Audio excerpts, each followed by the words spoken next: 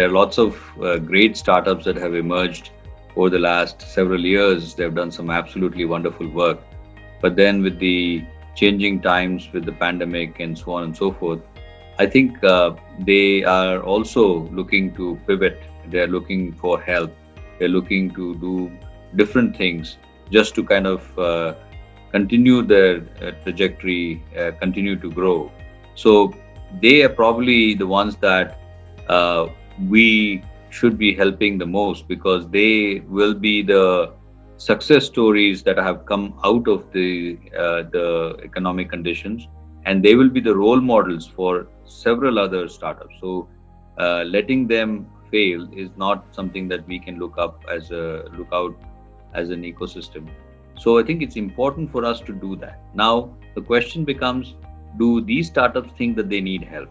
You know, it's always a tricky question, because they think they have already begun to now go on their own, build on their own, make up their own minds, and so on and so forth. But if I were betting on a good entrepreneur would always look for help from the outside, wherever it is coming from.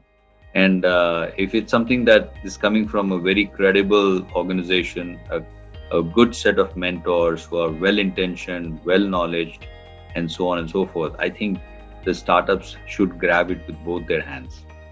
And therefore, I feel even if it's growth stage startups, they have to look out for help, and there's plenty of that available, and they should take it and really continue to make great progress and become the role models for the rest of the ecosystem.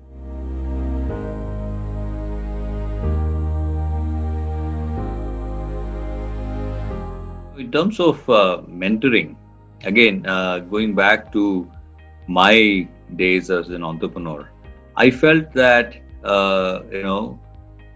I changed my viewpoints about mentoring over a period of time. So earlier on, there was always this concern that the market that I was in, the technology I was building, the kind of team that I was assembling, and the vision that I had, no one can relate to it.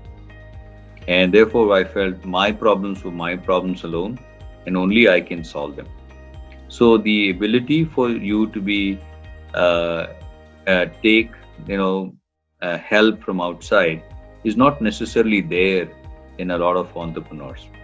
But as you begin to mature as an entrepreneur, you also begin to understand that you don't know a lot of things, and you are now open to the idea of taking in mentoring, taking in help, taking in expert advice from outside. And you're happy to do that because you know that you don't know everything that there is to be known. But as you continue to mature even more in your mentoring journey, you begin to understand that you don't know that there are so many things that you don't know. As in, there are lots of things that you don't know that you don't know. And therefore, you feel that help will come from various different places. And these people are there, they are well-intentioned, they look to actually be there to help you in this journey. Yes, it may be true that they don't come from the same space, they don't understand the technology that you're building, they don't understand the markets that you're playing in, and so on and so forth. But that's okay.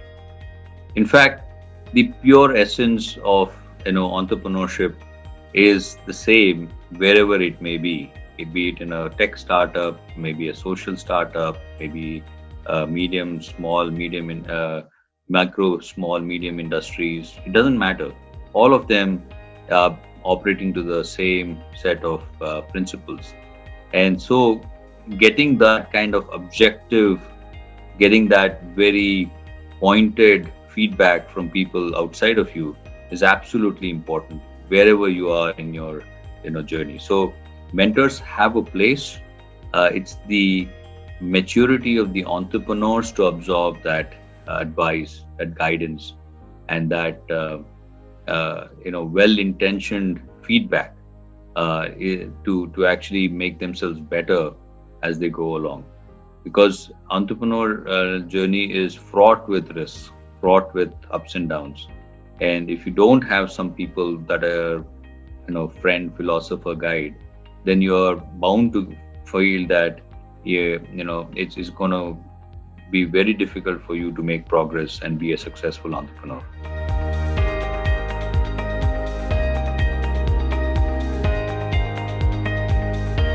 Wadhwani Foundation has been doing some wonderful work for several years now in India, and they have really staked out a very large vision for themselves as they go along in India and outside of India as well. So I think they have found a very open set of challenges that have not been met by any other organization, given the magnitude of resources that Wadhwani Foundation brings to the table, given the kind of people that are backing this foundation, given the people that are working inside this organization. I think there is a lot that can be accomplished, and therefore startups in various parts of India, especially when they are looking at building their startups without necessarily having made the mistakes that other people have made, should be looking at these organizations that have been around for a long time, that have actually assimilated a lot of learnings over the years across regions, across the world, to actually bring that kind of wisdom, that kind of network, that kind of resources to them. So they should definitely look forward to taking full advantage of this platform that Wadhwani Foundation offers them.